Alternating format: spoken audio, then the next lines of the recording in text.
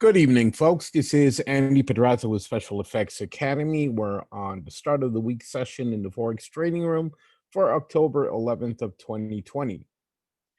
We're going to be going through our standard agenda, look at the prior week's results, our currency strength meter for the week and month, any fundamental announcements on the calendar, a look at the major pairs on the daily charts, any setups we see in progress, and a few words in conclusion.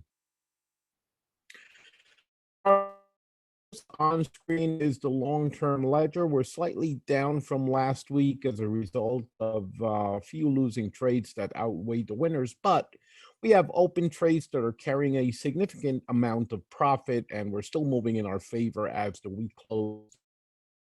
So most of that is already made up, and we'll probably be moving into higher profit before all is said and done, before these trades close out. Again, nothing is set in stone, but that is the way it is looking. The intermediate term account on hiatus, we had two open trades. One of them closed against over the past week, and the other one is still open. I'm not actively trading the account as I am rebalancing it at this point to recover from the drawdown we're under. So stay tuned for that. We'll continue to let these trades, or rather the trade that is holding evolve. It was a profit, by the way, as the week ended. So presumably that one will continue moving in our favor given the situation the U.S. economy and the U.S. dollar are undergoing right now. But again, nothing set in stone. And I will be, as I said, rebalancing our approach to the intermediate term trading very soon and reactivate the account. The short-term ledger did have a very small drawdown, a little bit under 3%. We had winners and losers, but the losers were slightly higher than the winners this past week. And that's about all that can be said. Notes and opportunities for improvement. The pound is bouncing back into pound strength, as I pretty much thought it would, and we've been trading it in that direction for a couple of weeks now. No massive changes on any of the accounts. As I mentioned, I am rebalancing both the short term and the intermediate, though the intermediate is the only one that is currently on hiatus while I finish working on it. Commodities such as oil, silver, and gold continue to hold gains. So that is indicative of the economic fears right now from the market. It doesn't look like there's a lot of confidence in fiat currencies, markets in general, or the major global economies, and that's understandable. We're still going through the COVID pandemic. We've got the US election in less than a month. We've got Brexit deadlines at the end of the year. There is no significant good news out of the market right now, and the smart money is looking for shelter. That shelter is in commodities, especially gold and silver. Relative strength meter for the last week and month, if I may direct your attention to the rightmost columns, the monthly and the weekly, we can see that the only green bar there on the monthly and indeed on the weekly is for silver. Silver went up 5.27% just the last week, and for the month is up 8.15%. And the month here is really the calendar month, so I think that's what we have for October so far. No other significant movers on the weekly. Most of them topped out at 1 or 1.2% at most, so no big movers. 1.81% on the JPY. That seems to be the only one that breached 1.5 other than silver. Gold, of course, did well, also at 1.32% gains and 2.36% for the month. Looking at the monthly, we see that there has been no significant breakouts. And again, the month is young. The only one that has moved more than 1.5% other than, again, silver and gold would be the USD CAD, which is moving into Canadian strength quite strongly, especially last week. Most of that movement is from last week.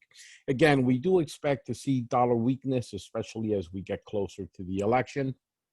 So that is nothing new, but something we would strongly urge you to take into account in your trading for the remainder of this month and into the election week.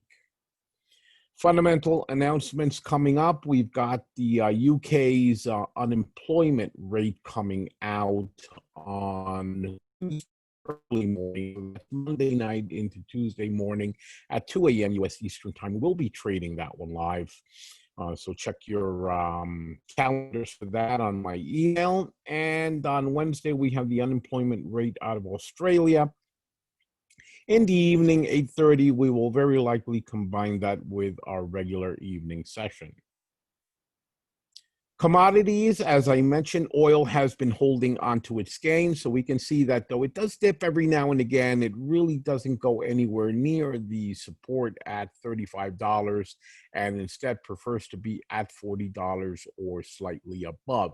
It hasn't breached 45 either since back in March or late February. So we're still looking for that push towards the top, which may or may not come, but it does look as if oil will be holding on to its gains. I'll also point out that these are not so much gains as a recovery from that dismal performance between March and May, but still it is a very rapid recovery given all the circumstances. Moving on to the currencies, euro dollar had a nicely bullish week, and indeed all the dollar pairs moved into dollar weakness almost without exception. This one is following a trend line up, and it is respecting the support of the Ichimoku cloud so far. I'm still waiting for a break at the top, which may come as early as this week. We'll see what happens with that. Cautiously traded up. I usually do not open trades until at least 24 hours have passed from the market open, just to see which way the market does go as the week kicks off. Pound dollar, same thing, breaching resistance, moving towards the top of a rather thick cloud. Another one would it break the top of the chart, but I'll wait for it to actually give me a clearer indication. Well, I shouldn't say that. We are trading the pound pairs into pound strength, but we're doing it cautiously. I don't think I'm trading pound dollar right now, but definitely pound JPY is on the docket, and I may add pound dollar as the week progresses. USD JPY, probably the one exception in that it was moving into yen weakness, dollar strength for the better part of the week until Friday. Friday, it finally moved with the rest of the market, but didn't really breach the open of last week. So it still ended on a bullish note, but it does look like the winds are shifting. Keep an eye on the yen. The yen is weakening, but the dollar will be weakening more. USD CAD, you can see what I was mentioning when we looked at the currency strength meter. It had a stellar week, the Canadian against the dollar. So CAD strength, we did trade this one successfully as well throughout the week, and it still has ways to go to the bottom of the chart. It wouldn't surprise me to see a breakout at some point from the bottom. USD Swiss, same thing. And Friday was when the market really turned with a vengeance. It was holding on until Friday. It just completely went into dollar weakness. So obviously the market got spooked as the weekend did and preferred to short the dollar and not wait out for the weekend. We'll have to see if this continues as the week begins. This could be a very, very good opportunity if we see a continuation of this. Aussie dollar, same thing. And indeed, as I said, you're going to be seeing this with pretty much all the dollar pairs.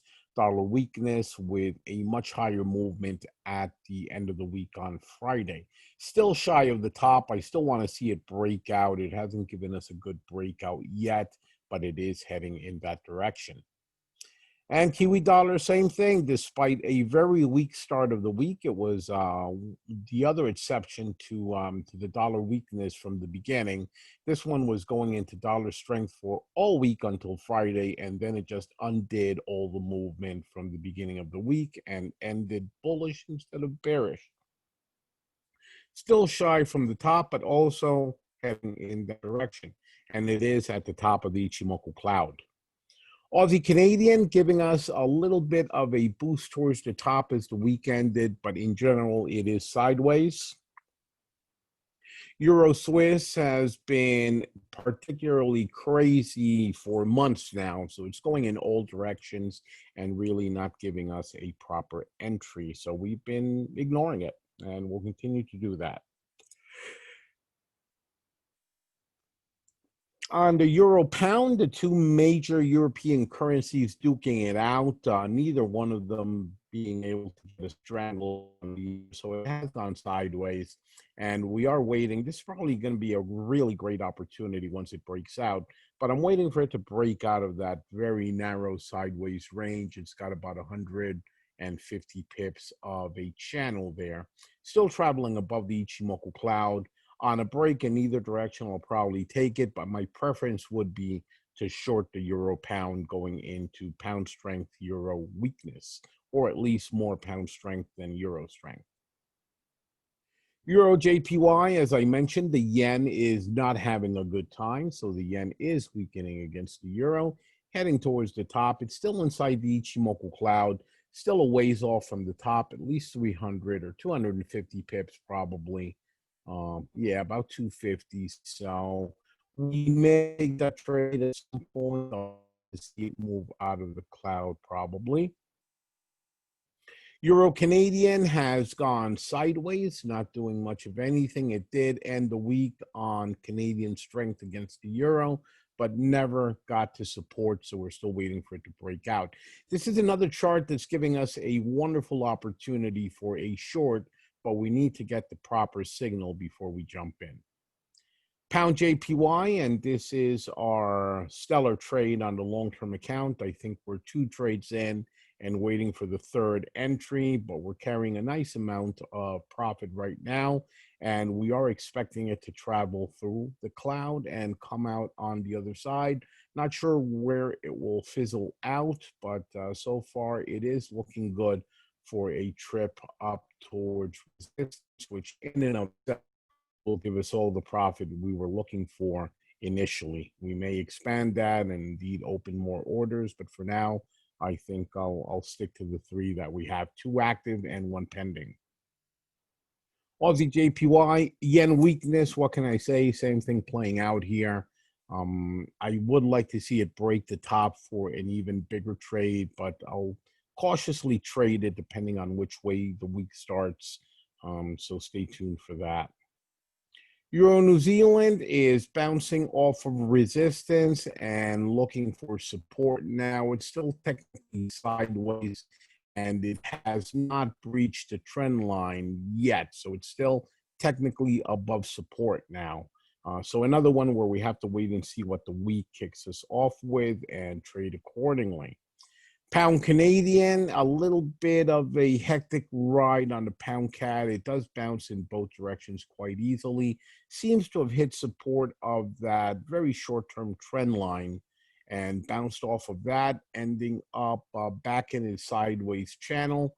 We'll see if it stays there or does a breakout. I think with both the CAD and the pound gaining strength, this one may be a no-show. It may just continue sideways for a while. Pound Swiss, same thing. It is sideways, trying to move, but really didn't manage to do much last week. It's right below resistance of both the horizontal as well as the Ichimoku cloud, and very likely it probably will stay that way. Again, the pound and the Swiss both seem to be gaining in strength, and that just gives us a sideways pattern. And I added the pound Australian to our deck just recently after having it feature in one of my sessions in a recent live event. So it is at the apex of a wedge. I think there's a really, really good opportunity for this one to shoot up. So I'm waiting for it to break out of the wedge towards the top and trade that accordingly. But again, we wait for things to happen. We don't try to predict the market. We just go along for the ride when it does happen. That's the end of our charts. Setups we see in progress. Pound pairs. I think the pound has taken all of the beating it's going to take. and is now at a strong level of support. I would be on the lookout for a rebound to pre-Brexit levels. That would be the optimistic view. But at the slightest good news, the pound, I think, is going to be surprising the market. So be prepared for that. Pending orders, vigilance, whatever you guys use, but be ready for a pound move. Dollar pairs, of course, the election, and plus Trump now cleared of COVID. Last week I said he had COVID. This week it looks like he was released from hospital, and doctors have cautiously cleared him. So that would be the fastest COVID recovery in the history of COVID. Not sure what to make of that, but again, I would be very skeptical of dollar strength between now and the election. And depending on the results of the election, we could see a dollar crash or not. Have to wait and see what happens. Japanese pairs, as I said, the yen is losing ground. The Japanese yen cannot seem to catch a break. That will likely change at the next global scare. Not that we're not in a global scare right now, but probably something of a bigger nature is needed to jolt the yen. I'm sure it'll be coming back, but at this point, I'll wait for that to at least show signs before I do anything with the yen, other than as we are doing right now with the pound. We are going into yen weakness and playing that against pound strength, and that's going pretty well. Canadian pairs, the CAD is moving again, so we're seeing some CAD strength return to the market. But we've seen that before, so the question is, will it last? Trade it for the short term, trade it maybe for the intermediate, but I wouldn't be trading it long term unless I see a little bit more life. Last but not least, the euro pairs. Euro support does seem to be holding so far. I do think that the euro movement has reached its end, or at least has reached a breathing point where it's going to be resting for a while, unless something happens to jolt it. Same as with the yen. So stay tuned for the euro, but I don't think we're going to see any further movement into euro strength, except possibly against the dollar, and that's more dollar weakness than euro strength playing out. And my final words here in conclusion. Today, routine. In my recent live seminar, I spent a fair amount of time stressing that you must have a routine. Otherwise, you might as well be treating trading as a hobby, and there's nothing wrong with that so long as you know that that is what you're doing. But for it to be a career, or better, a business, which is what I try to treat it as, it has to have a structure, a schedule, set routines, processes, methods, systems. It has to be measurable and repeatable.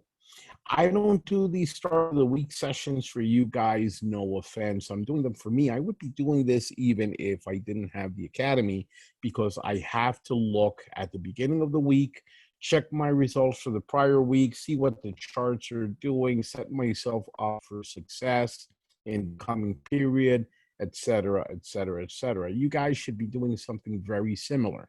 I don't mean that you should be doing exactly the same thing I'm doing. We're all different, but you have to have some sort of routine, some sort of structure, not just to kick off your week, but daily. You have to have your set hours to trade, whatever you're recording, your logging, your ledgers, whatever it is you do, you have to have that. Otherwise, you're just playing at trading. So take that to heart. If you need help with your routines, do reach out. I love talking about all this stuff until, the cows come home. So I'm perfectly willing to be your sounding board or even give you advice, but you do have to have a structure, and that means you have to have a routine. I would love to see somebody send me at the beginning of the week their routine, their start of the week session, and we can compare notes. That would be fantastic. So I'll leave you with that, and that is now the end of our for the start of the week. Do I have any comments or questions from anyone? Okay, folks, then thank you very much. For those of you who are subscribers, stay tuned for my email with the recording and, of course, our schedule for the week. Have a great rest of a weekend. See you tomorrow.